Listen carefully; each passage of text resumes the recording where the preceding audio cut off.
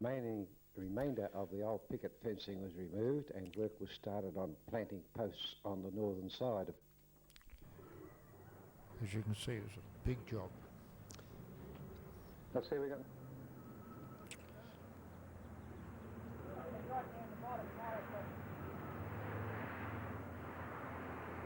Well, we got the pickets. They decided to renovate the front of the car park there.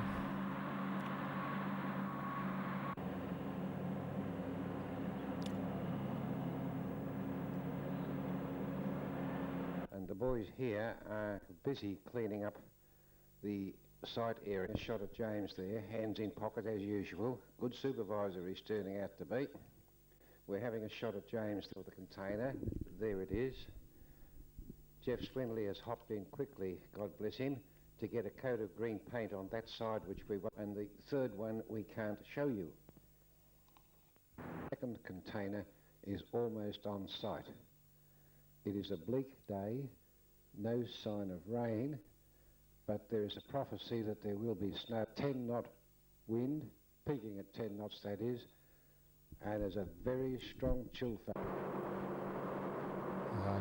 Clive Manley and Cameron Macmahon later put the roof on over the two containers.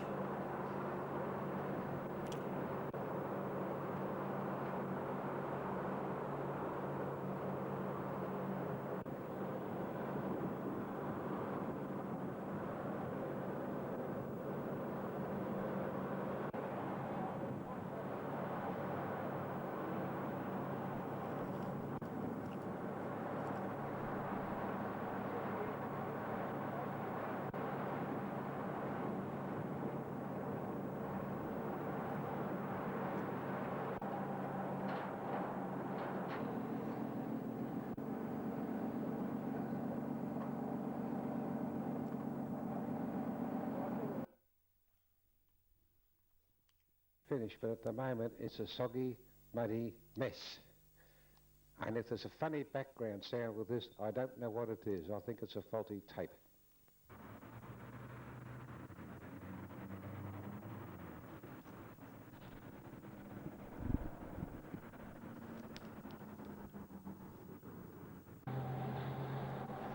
This is the D57 running on steam, supplied by Bill Abbott's Little Boy Blue.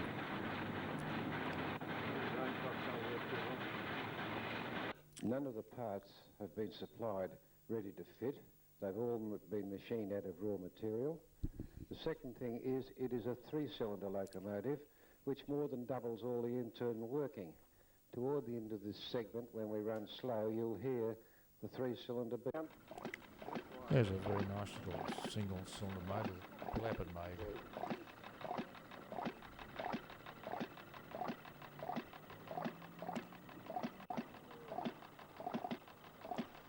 Truly watching.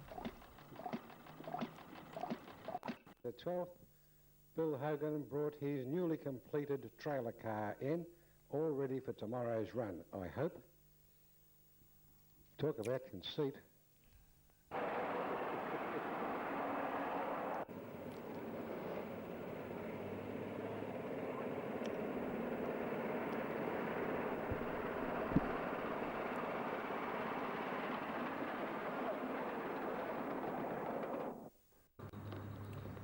This is the access to the platform 1.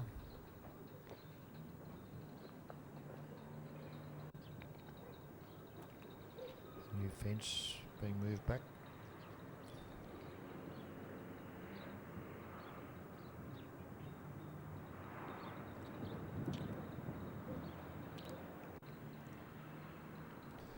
Stonework is placed below that, of course.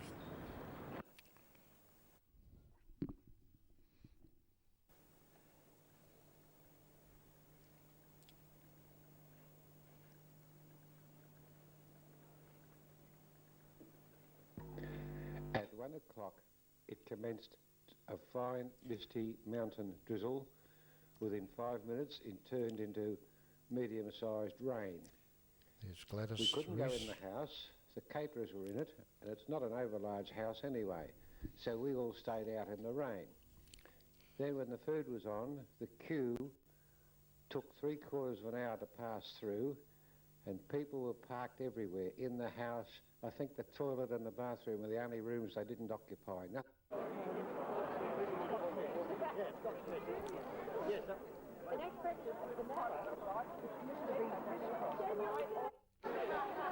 John Skeen, right?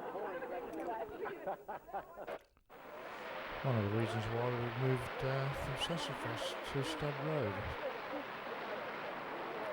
There's Ian Bowring. Gorgeous. Fred. Ken. John. Switch off when I go past you, blokes. Yeah, do that. Switch it off. Who else is in there?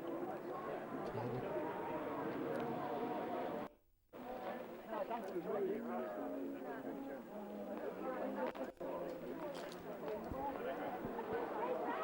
got to get the umbrella. You can smile or do what you like. Crawl through this place.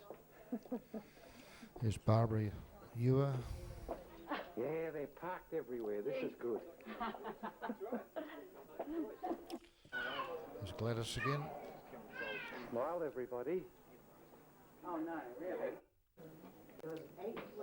They're everywhere. There's Julie. Come here, Houdini.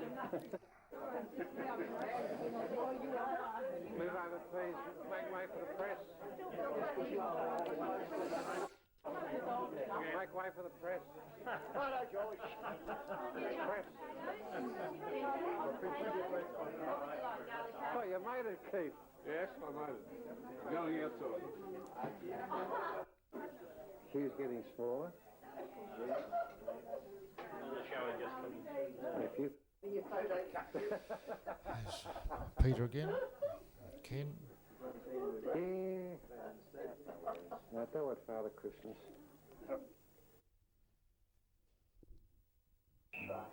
Dr. Alan Williams, dressed for duty at 84, has spent his busy life making time to actively show his appreciation. He's one of many volunteers who breathe life. See if I went on it. I sort of felt that I'd done my duty then.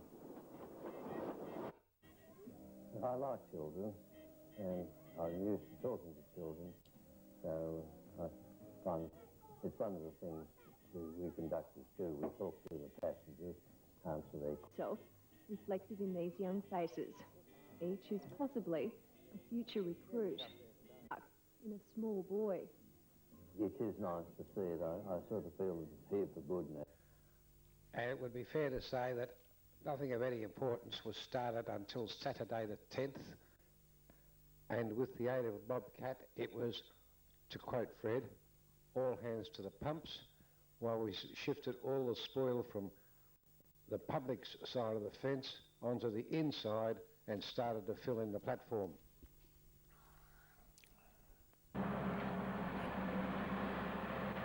I wouldn't stand there Watch if out I for were the you, dust storm. Don.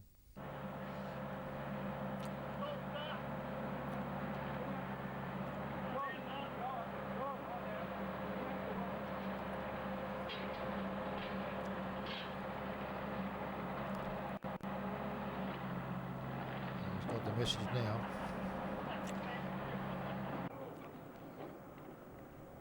Right, there's Rob Constable doing the preparation for the asphalting. Neil Oxley. That's Bob Merlot towing the vibrator around.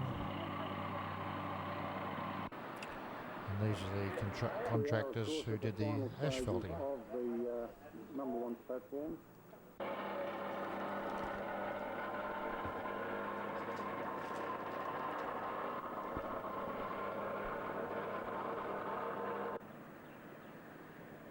And here we are at the completion of the job.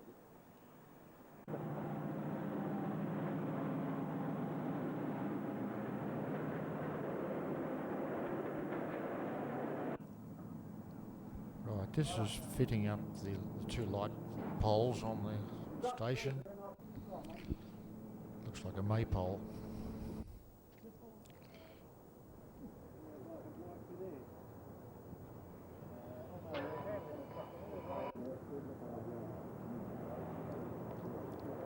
2 lamps on number 1 platform.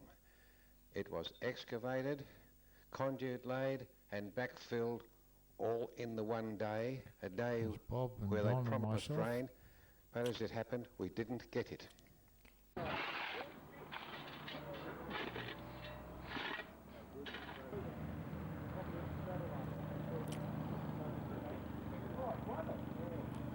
You bugger, Bill.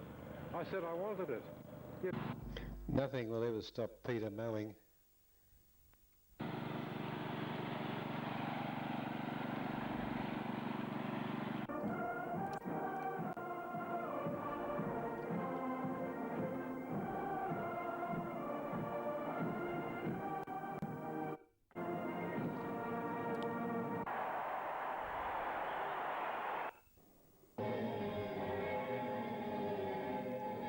Day the 15th, the green light was given to get ready for the extensions. This meant clean out the compound, remove the compressor, and boy was there stuff to move. Background, when you're looking at this, you can see Springbok's boiler, but you'll have to wait till we finish with the compound.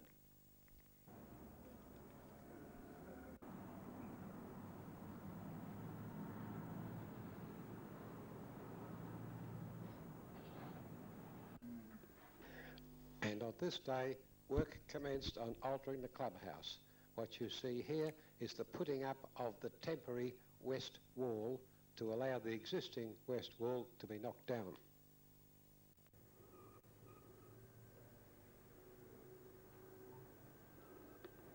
Are up to it. Look at them. George has reversed the film here. If you watch, you'll see the coal coming back out of the Absolute bin. clowns. Public seemed to like us. We had some interest. We've learned a lot. We could do better next time, and the people down there seem to think we did a good job. This is where we took the locos up to the Civic Centre for a bit of self-promotion. Excavations are almost completed for the new workshop area, and on the west side also preparations have been made for the extension of the club room and veranda.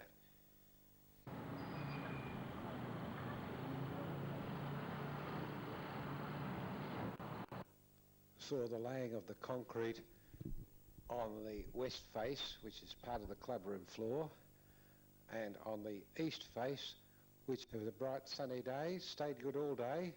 The main event, I think, was Thunderchild made its first appearance. The bricklayers had a hard, rotten time of it. However, today is June. Bricklayers are at work, and out on the main line, south of the Serengeti, Bob Standing has given a good coating of mulch for his new garden area.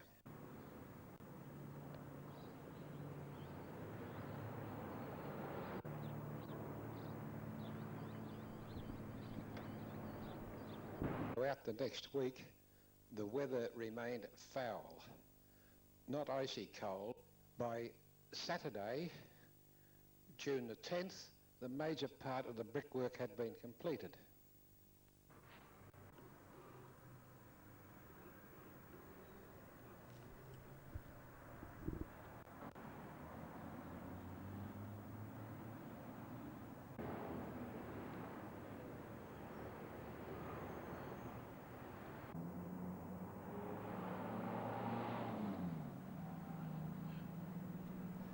See the doors being cut into the This is now Saturday, loco. June the 10th. We have a run tomorrow.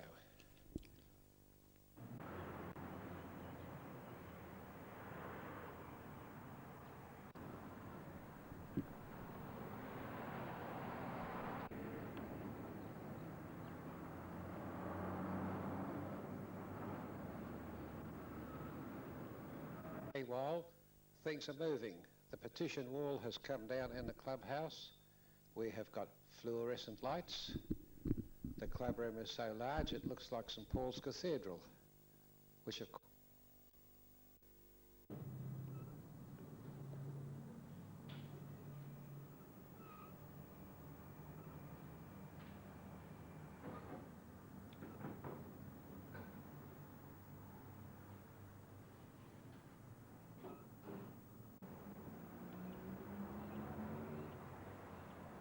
we find that on the previous day, at the end of the year, the concrete had been poured on our front veranda and at the part where the path was broken.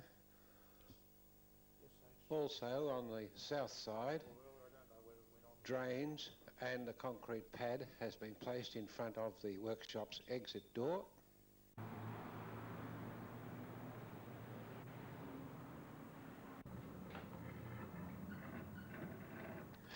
On Wednesday, which was the 5th day of July, many hands turned to turn the former compound into a nicely painted workshop. But Why? Yeah. My wife had missed something. it's not your mouth, it's the phone. That doesn't make any noise either.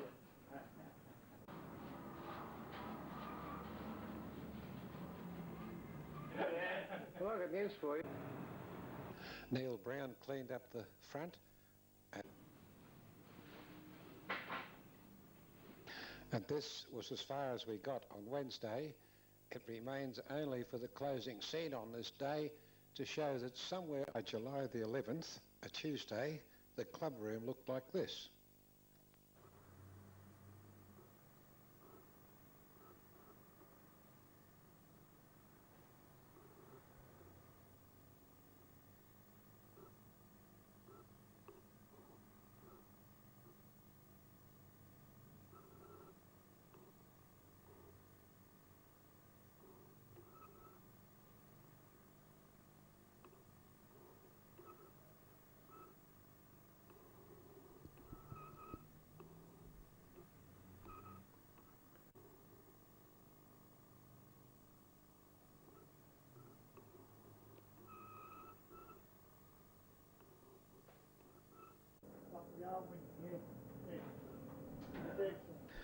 There's our roller door, and on a temporary basis we have the cleanest lunchroom we've had for at least 12 months.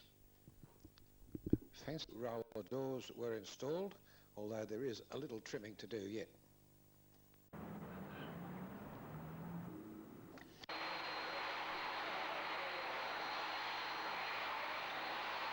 Started at 3:30. His first spread was one to level up the two floors between the old building and the new building. This was a thick coating, ceramic tiles were. Had been scraped back using a float on its edge as a scraper. It was then allowed to rest for about half an hour, and the next scene you'll see, it's around about 4:45. The laying took about place over 36 hours, almost a continuous process.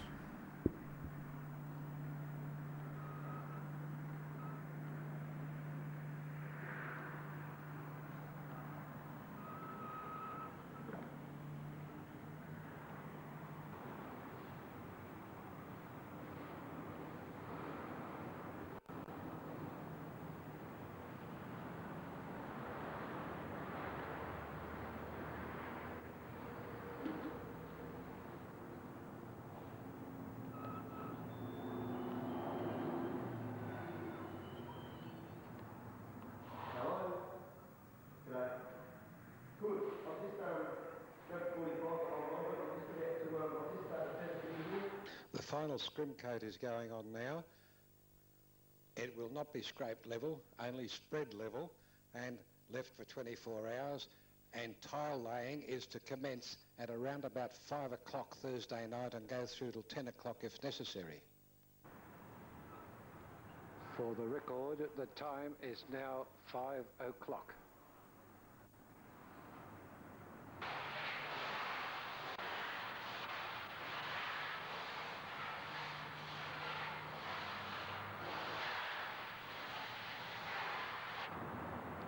Morning, David. Hello, George. Yeah, I saw you coming. Got his artist down there. Thursday the 20th. A phone call from the builder at 7:30 in the morning. Saw me over there without breakfast by just after 8 to welcome two plumbers who came to fix 4 leaks. David arrived, as you saw, at about 20 to 9. There's the overnight stuff that was put on. It's porous like cement, and you can't put adhesive to it or it'll soak in immediately, so it now has to be sealed. Hours later, as a matter of fact, 5 o'clock in the evening, I'm back over there again for the tiling, and at 6 o'clock Jeff Swindley showed up to tell me that Bill Abbott, he needs a doctor. He's worked himself into the ground and left himself wide open for the wog. So I'll stay here until this is finished tonight, and Jeff will come in tomorrow and seal the floor.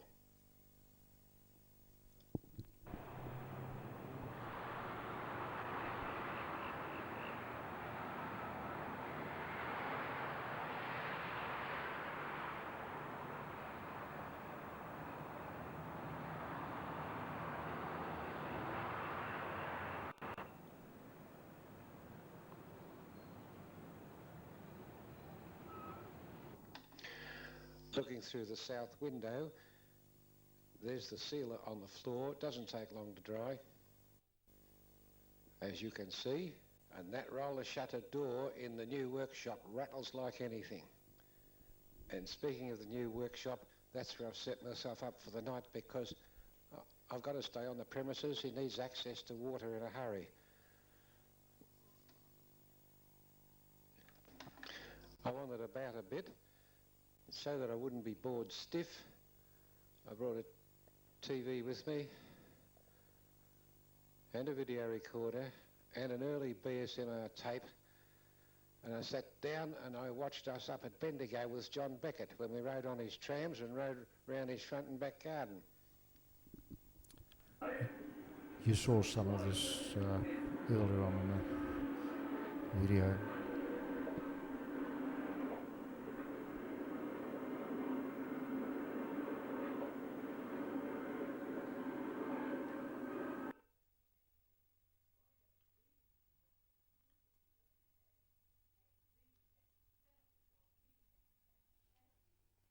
The open area is rather rapid. Sufficient adhesive is put down to remain within arm's reach, maybe say 1.5 square metres. The tiles are quickly laid. Flying away, let's change the match on. And out goes Ian Perry with the shoulder, big loss there. Prison lines, in comes Daniel Computer, knocking and Shabbat, and yet put it as Johnson playing very... And it started to rain.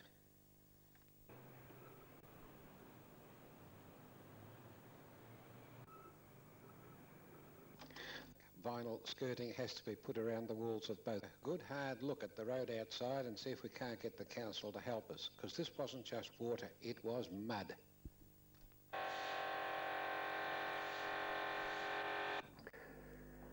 The old workshop, of course, is still a mess, but the clubroom's starting to come along rather well. Clive won't stop painting. He's just about done every doorway and architrave in the new clubroom, and the office is neat and clean. The new workshop is dry. Oh, yay! I'm James Carter, the town crier of the Shire of Strathbogie and the Secretary of the Royal Miniature Railway, and I'm here to gather you round for the opening of the extension to the workshop and number 1 platform. Your President has been assisted by Councillor Robert Chong, and the federal member for this region, Anna Burke. Without any further ado, I throw to Peter and I say, God save the Queen and God bless Australia. Other people from other cities to come to the Whitehall City and enjoy themselves and come again, or come to the city of Whitehall. I'm quite sure you have a very, very friendly reception. The lake is still giving troubles, so they decided to dig down and see how much clay was still covering the membrane.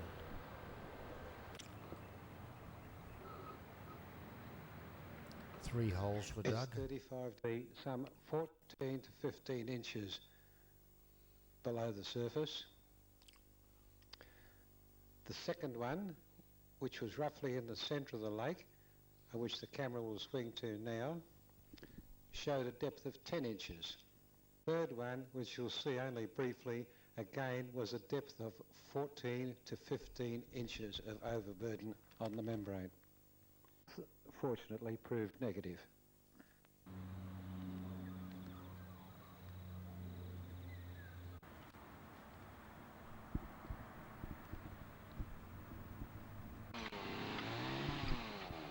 This is using a Chihuahua jack to pull out a stump. That's Cameron and Don Reese. It's 25 tonne on that cable. You didn't get the click. The double?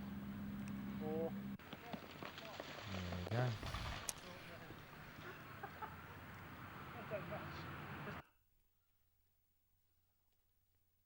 Of June, our new cyclone wire fence was completed on our east and northern boundaries, terminating in the northwest corner.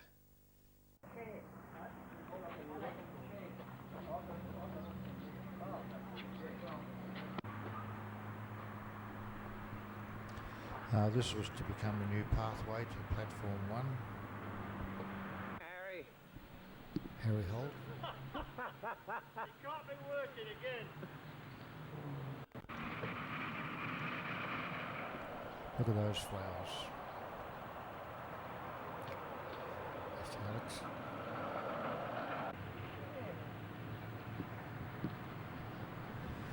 They're a credit to Clive Manley's efforts.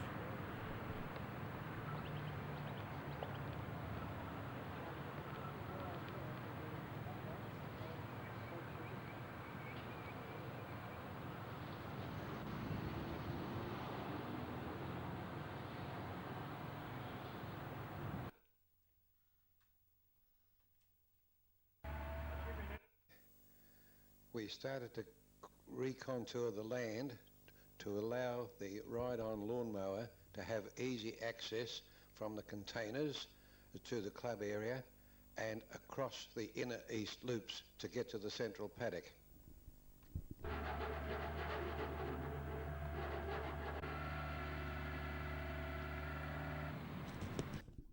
That's Clive fixing the points up.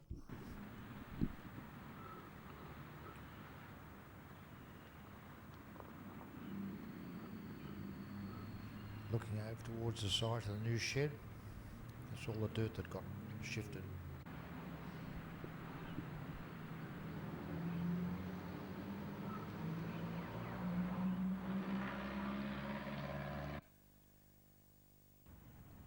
Right, this is the launch of the D57 after 8 years of work. There we are, Keith Bain. Smile down on us. The first fire is in. Look at that.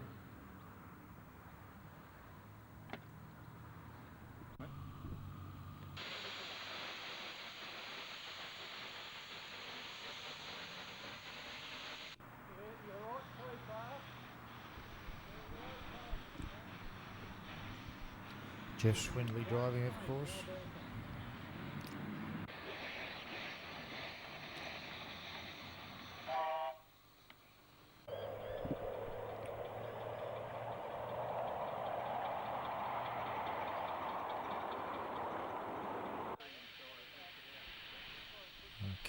Ken had to have a drive. Although I think he'd be more comfortable in the G class.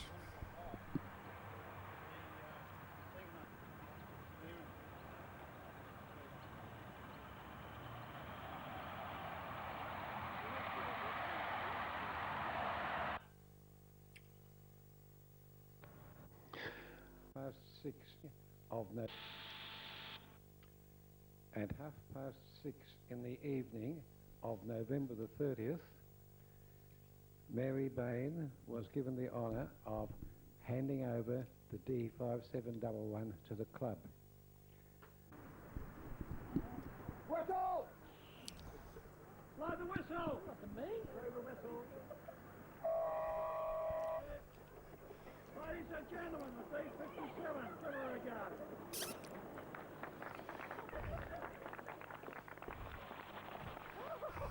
I think she'd sooner be driving a motor car.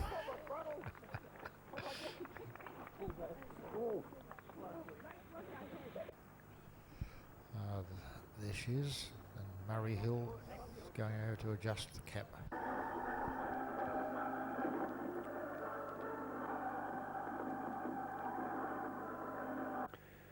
So much for New Year's Eve. By Wednesday, January 8, the weed in the lake had reached an average height of about 3 feet. The lake bed was completely dry except for one damp patch in its lowest area. And by 9 o'clock in the morning, Clive was out there doing his best to mow the lawn. An appeal by Bill Abbott at morning tea saw 7 men spend the rest of the day with a short lunchtime break up until 2:30, doing nothing else but dragging the weed out and barrowing it over to the dump master, which was filled to the brim with another heap outside the dump master ready for a second collection. Ian Clark, Dick Travers, Peter in the background.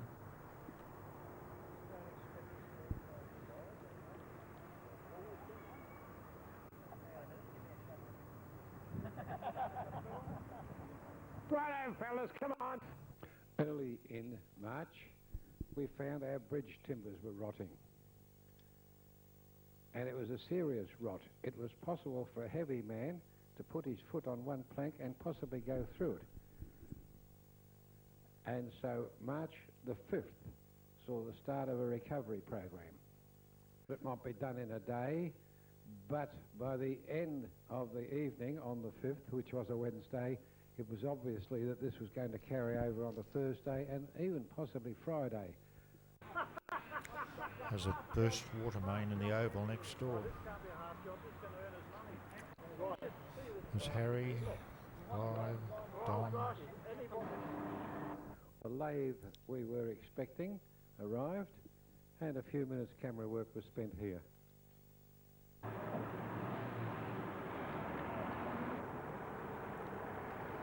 This lathe was wheeled to us by Ken Elliott. There's Bob helping.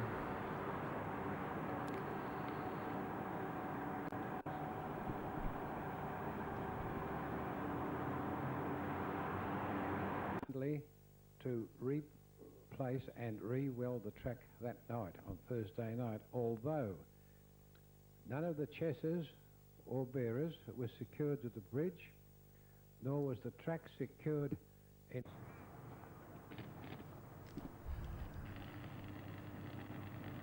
think that's Fred there on the straight right. line to the road bearers. Leave Allah out of it, none of these holy wars, whatever you do. He would not give up until we had raked the road bed under the bridge. It's a long time since we've seen...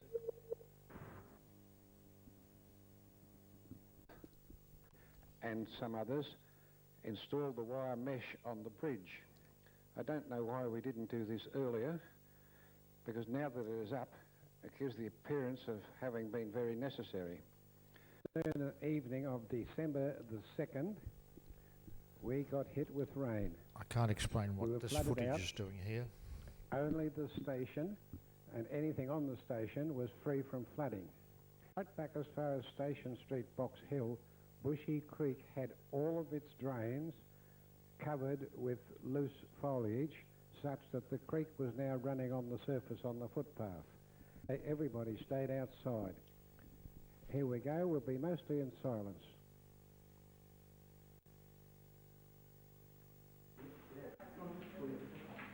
Oh, Phil, we've got enough water as it is. Oh, well, I do, Cam.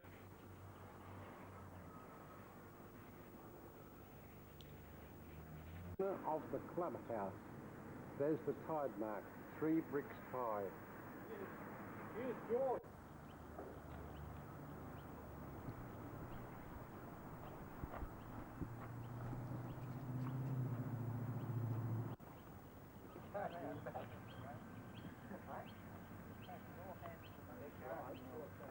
Hey, Bill.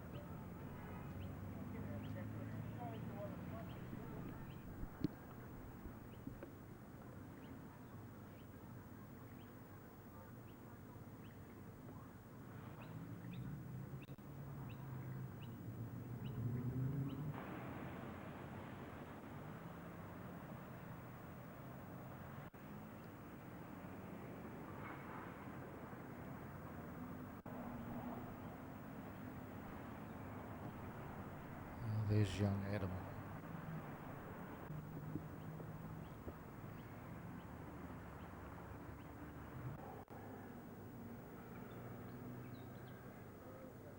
The road got torn up, I know of, where all Jeff of the Swindley. staff, all of the carriage shed rolling stock and all of the ground level locomotives are all Adam outside. again. It's never happened. It is now Saturday, the 3rd day of April 2004, and the charbin has arrived. Neatly galvanised, it looks too good to allow it to become dirty. The char bin was built by Cameron in his own workshop at home. Took 2 weeks.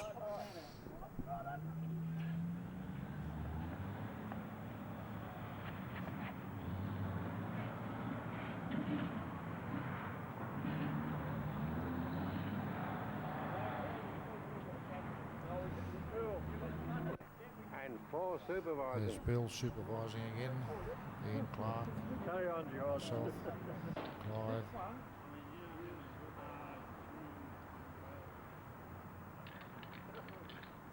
It's a bit like a jigsaw puzzle.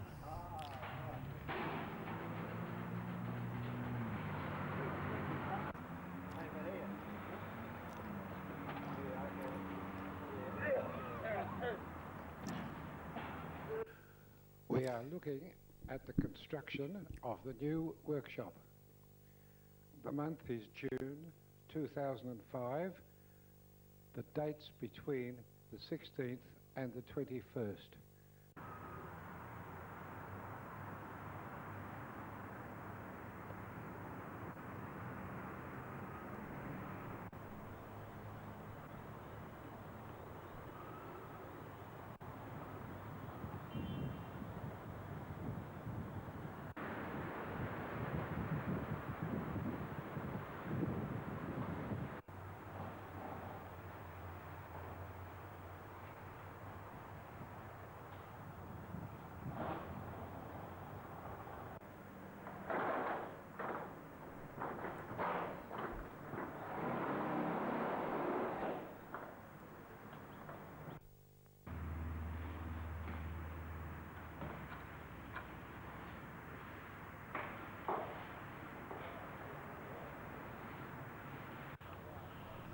The boards are in the outside, replaced there by the students Everybody from was local busy college later. doing what they think they do best.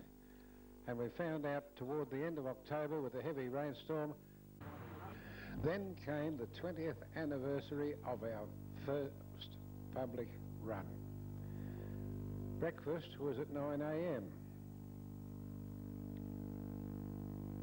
Not disturbed, and we were incidentally promised a wet Sunday. Look at that fence.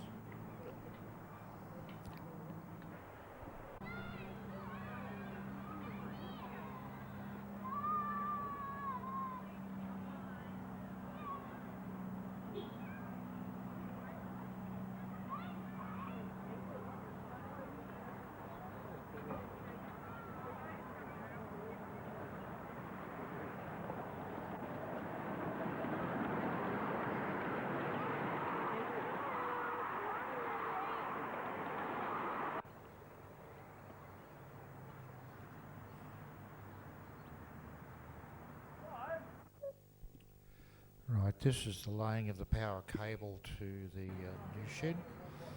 Peter Bateman in charge.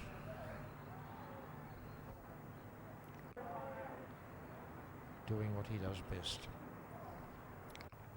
Laying cable. 2006 was our annual Christmas party. On that day, it was for the 2 private runs that were held on this day. The parking was, to put it mildly, a little bit chaotic. December 6, the remainder of the unwanted spoil had been removed from the car park. It had winched crushed rock put in first. And that's about all for now. To Saturday the 9th, And lo and behold, the car park is finished. How they did it in 3 days, I do not know. Behind that door somewhere, that's where Clive is doing some work with pies. And that's the photos. Melbourne is shrouded in smog at the moment. More I suppose cable it's good laying. to call it smoke. We've been promised a temperature of 27. How the winds are rattling. on Sunday, we did not need the new car park because the temperature for the day reached 42.1, or the equivalent of 107.7 degrees Fahrenheit. BHMSRS did not run. I've turned around 180 degrees and you can start to see the shadow to the side of the track where it's been moved out. That's how much But the you'll heat see it even moved the better track. later on.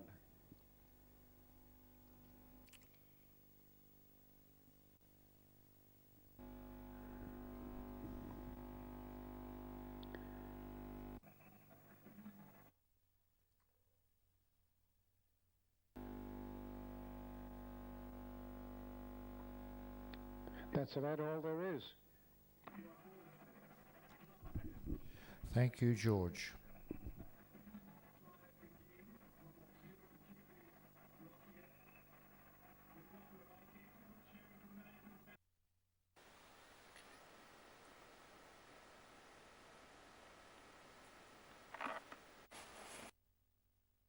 What were we going to make next?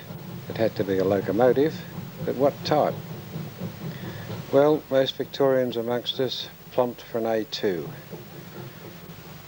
It was traditionally Victorian. There she is. So to go a bit larger, they went for a Pacific, the S-Class, with or without its cladding, but even that wouldn't be much better. And then Heavy Harry would be a one-off. It was essentially Victorian, it was heavy. Then there were those among us who decided that a scaled-up narrow gauge might be better, and the Northern Territory's NM was favoured for a moment. But in the end, we prevailed upon the New South Wales Government Railways D57, to be precise, a model of the D57 11, which was the last loco put on service in 1930 and taken out in 1961. Team. There's Keith, he's going to do most of the machining, to be followed by Ken Constable, who's going to do the pony truck, but he spent most of his first 12 months just like that. That was his attitude. Then we came Jeff, who was going to do the tender, and Bill, the diesel fitter, who was going to do the leading bogie. And in the background, doing anything that's wanted, there's Smiling Albie. And young Tim, he'll have a go at anything. For the start, there was no photography much. The frames were assembled, a lot of straightening to be done, and for a long while it appeared to the outsiders that not much was being done. But there's Ken Constable's work, or part of his work on the bogie. There's some of Jeff's work, early work on the cabin. And here we see the cab sitting loosely on the frames, and up at the front end, the cylinder block. At this stage, the two halves assembled but unbored in any way. So the first major job for the camera was the boring. And here we are starting to bore one of the outside cylinders.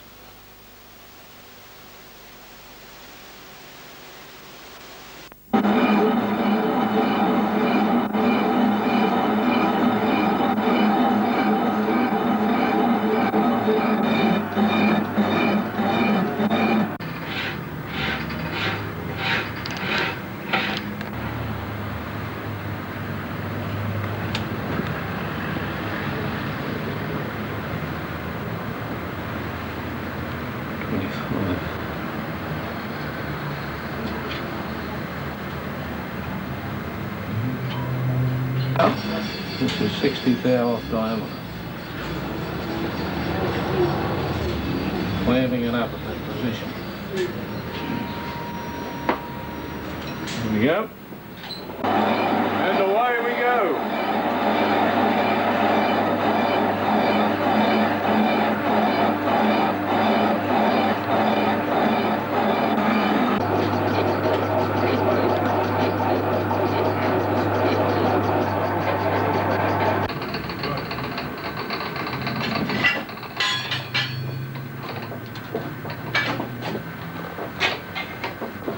There we go.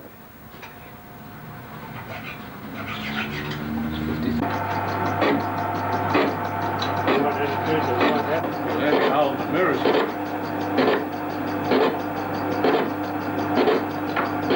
Boy.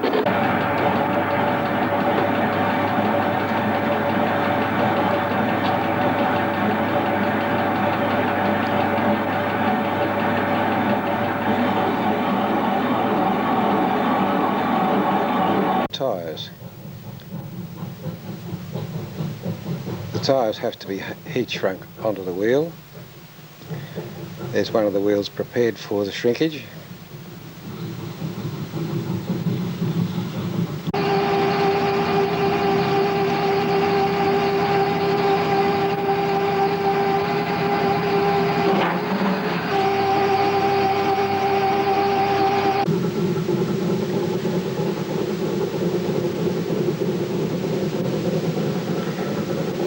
Ken is applying the heat carefully. You can see it moves slowly through the stages of light straw, dark straw, gets into bronze.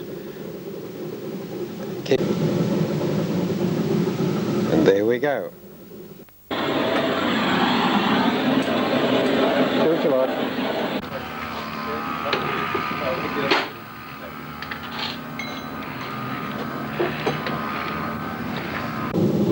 The wheels are now ready for boring the crank pin holes, one of which you see here is already done.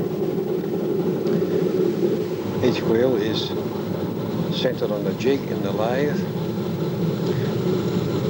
It is then and the hole lightly green.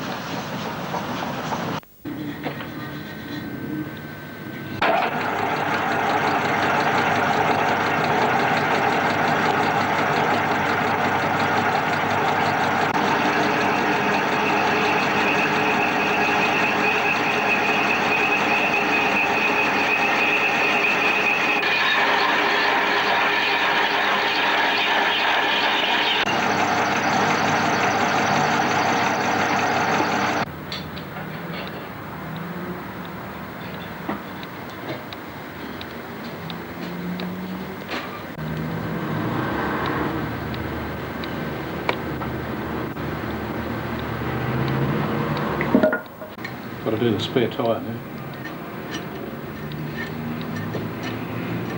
Spare wheel, I should say. Ken Constable hasn't been idle. You can catch him at all times. A little bit of filing here, a little bit of filing there. In the background, also a lot of study and sometimes a lot of thinking, just thinking. There, back to the bench, more thinking. Yeah, and it's a wishbone. Right.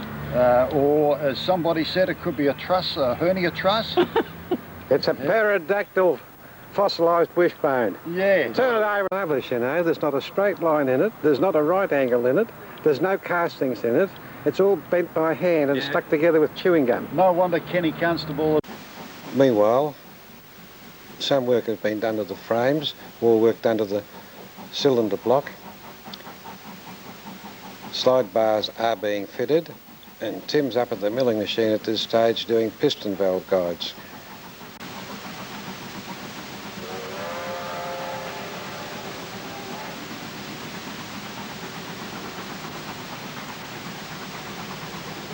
Frame right side up, and now looking at it t'other way round. Jeff doesn't say much, but when you look at some of the work, some of the riveting that's been done on this tender, it's almost a shame to paint it black. There's the cab we saw before, and there's the tender resplendent behind it.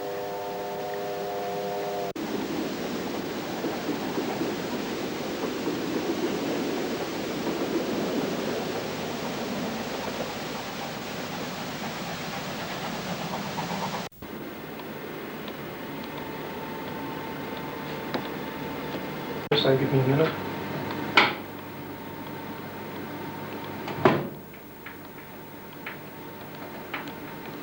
Carpings.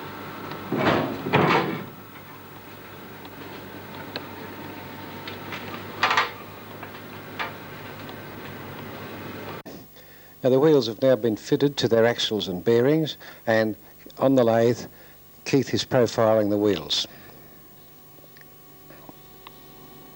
Cut across and have a look at him later on.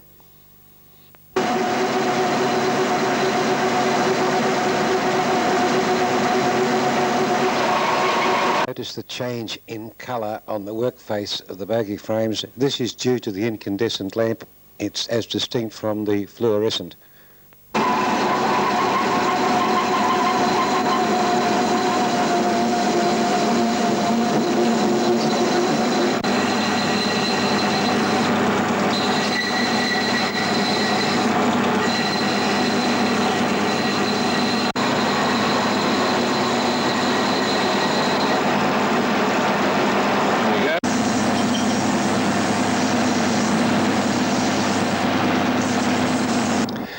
Since we looked at the tyres being heated,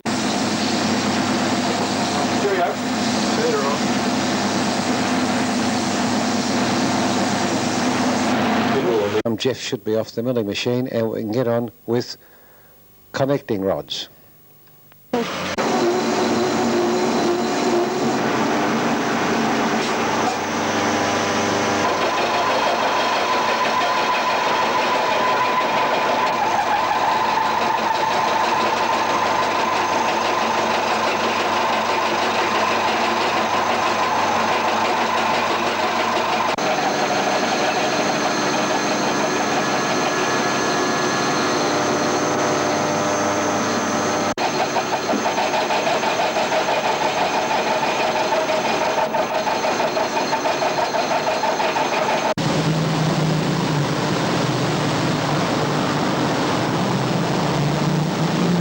Now there's the wheels assembled.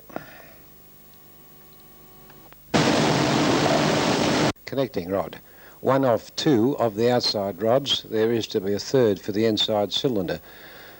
What we're going to see now is the cutting of the flutes in the rod.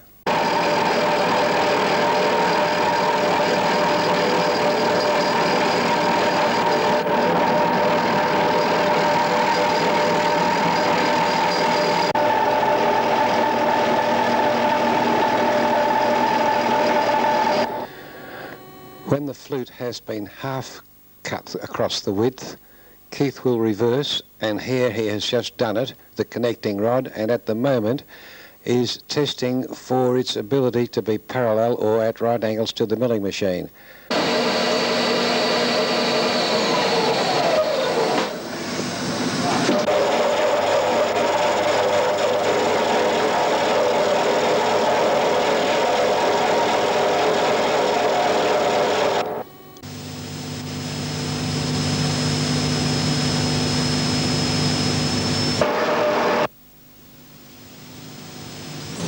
Pin positions. Leading axle 90 degrees, second axle 270, 360, and the next one about 190. There are going to be some coupling rods.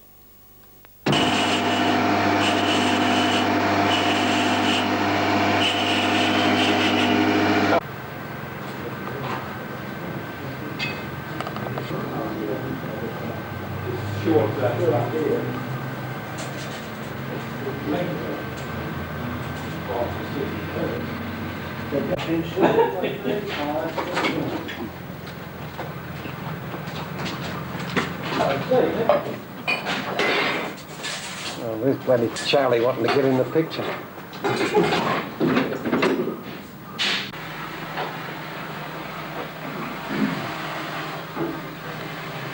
Leading place until 1, we establish the height between the loco and the rail head so that we can remove sufficient material off here to get our dimensioning right. Also, there is lubrication to go in here, which will be done at a later date.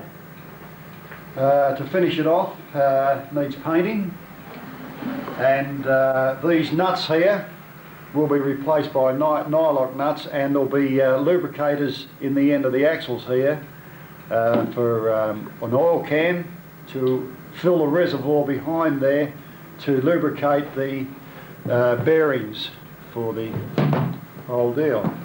Elliptical leaf springs on either side, with the hangers coming through the slots in the springs themselves, and retained in position by slotted, what would we call them, cotter pins.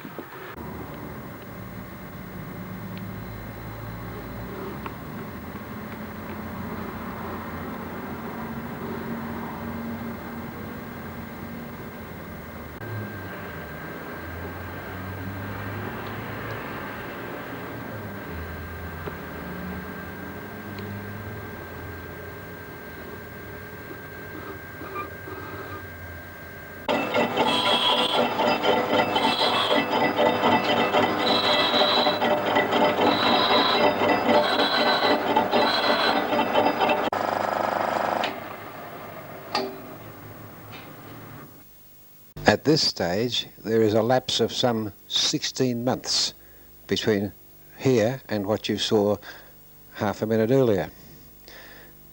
To the outsider, it may appear that nothing much has changed. That's far from the truth. The work has been ongoing all the time. The third cylinder and its valve gear occupying much of the labour. There has been much creation and finishing of small parts. At the moment, the frame has been painted, and we're reaching a stage where we're nearly ready to look hard at the boiler.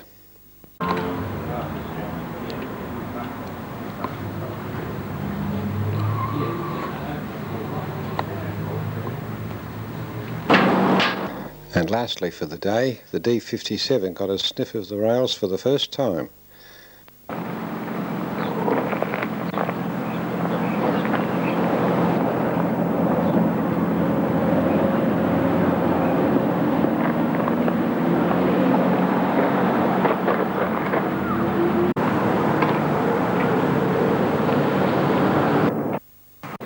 What I'm suggesting, what effectively about it is if you oil blue it, it'll save an awful lot of rays with the painting side of things. Like that is taking the burn. They showed us the braking linkages for the steam brakes on the D57. We found it very interesting. Meanwhile, it has been a miserable end of the month. New South Wales and Northern Victoria have had trees uprooted. Gippsland is having its greatest ever floods in the Bensdale area. 1998, the D57 got its first taste of running with compressed air. It worked, but there are one or two little rough spots to be cleaned up. You wouldn't...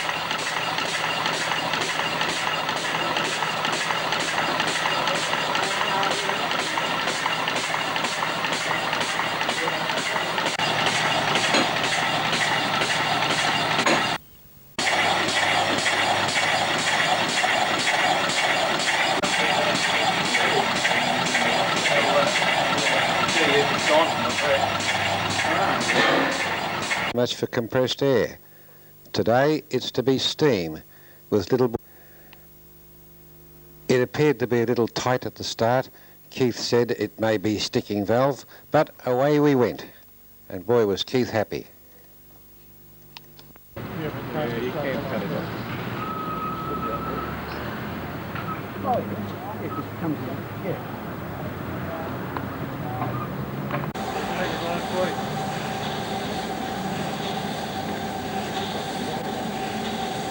Must have been water, Fred. Yeah.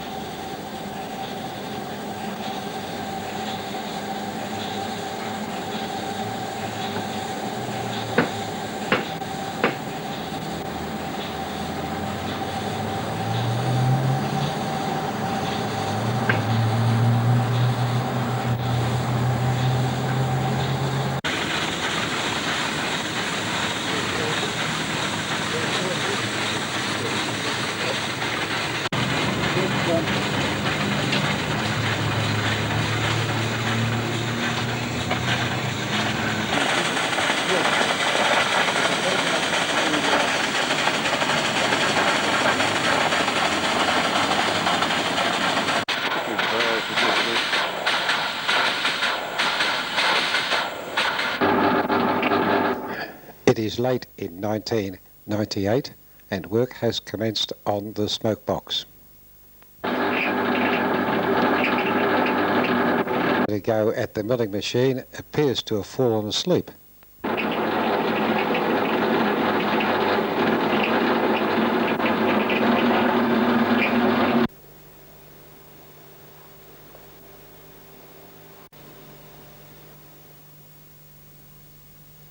We can always destroy it.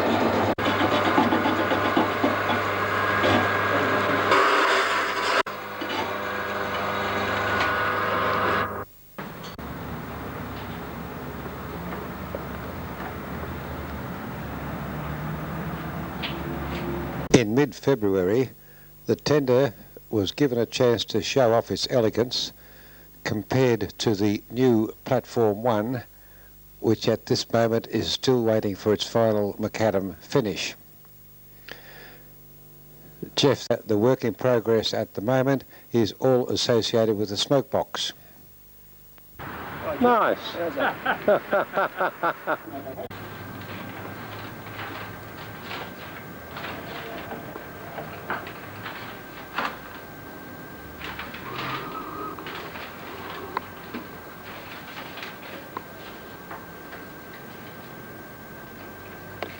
For the D57 to let us see the progress on it.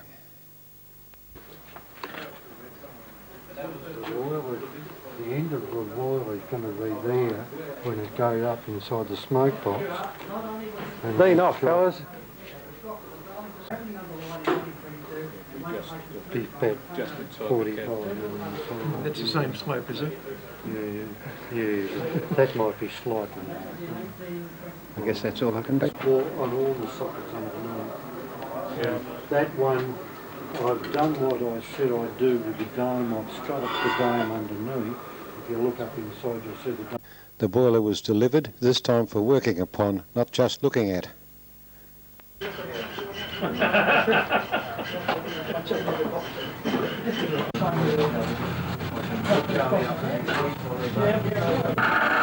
In the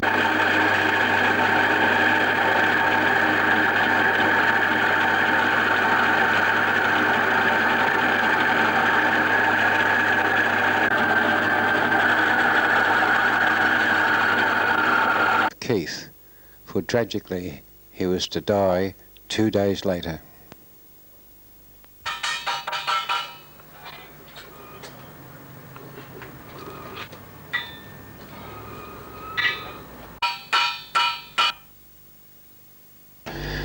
Keith's loyalty to the task that he undertook in building the D57 goes without question.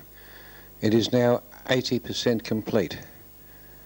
We're going to miss him, not only for his technical skills, but for Keith himself as a person, and with his wife Mary. They put in so much to the club on the social side. His loss is our loss also. 2000 that the boiler arrived for the D57. So from this moment on, work can start to commence more quickly than it has been in the past few months. Also out of action is still sitting in the background.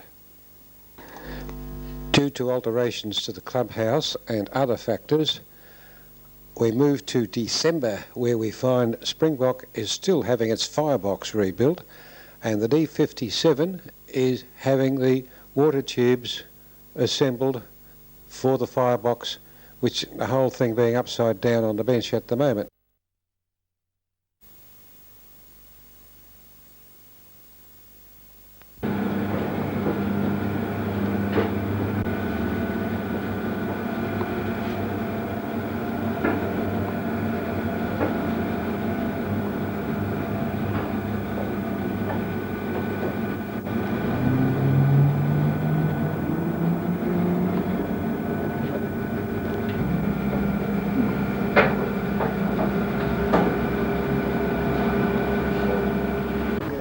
It was June 2001 when the D57 boiler got its first taste of water under pressure.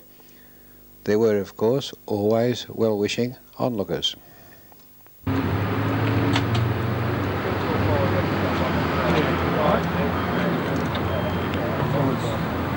it's the right position? So yeah, but we've got to get them facing in the right direction. In 2, the D57 is being fitted with its skin. Don't get distressed at the multicoloured livery. They said it's all going to be bright purple in the... Yeah. Just line it up with the edge of the black. It's pretty well lined up. Hang on. Could go a bit further underneath. So that's got to tighten a lot more. Yeah, but we need to pull it in before you do that. The blast pipe and some of the valve gear. At this stage, it is mid-April 2002.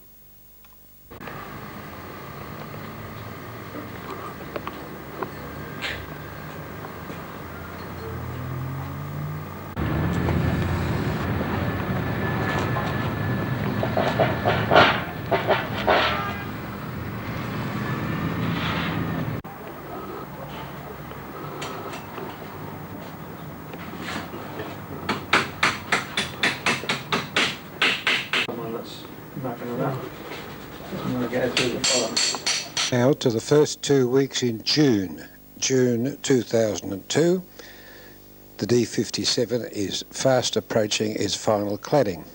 Living awkward, you can't move around and you've got to take them off, it sounds trouble.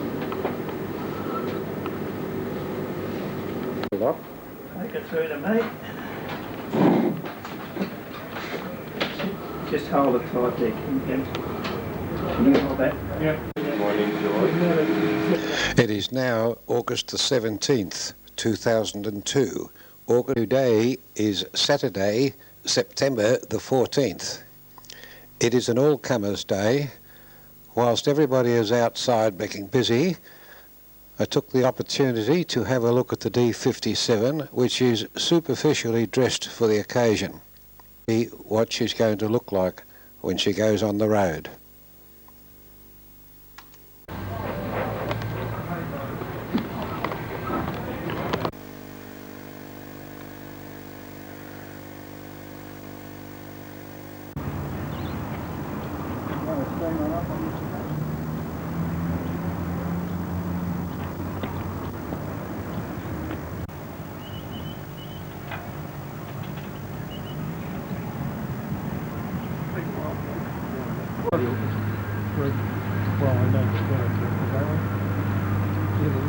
It's not connected in the wrong way round, is it? I'll put it back in the right way. I need to get my camera. Hang on. Okay, here we go. There we are, Keith Bain. Smile down on us. The first fire is in. Look at that. Makes any difference. Oh, she's heating up quickly now. I think it's you'd have to soften it, wouldn't you? Oh. Give them to me.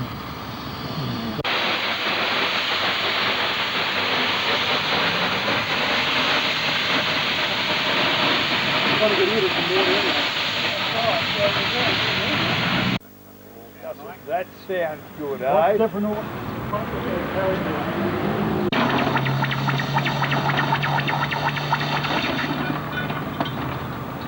You've got a road. Hang on, fella. Okay. Yeah, well, I wouldn't mind if you double checked.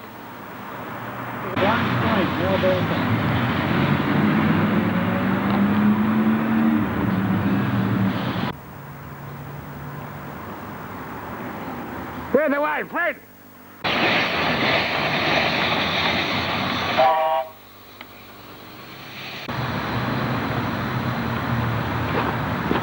Okay.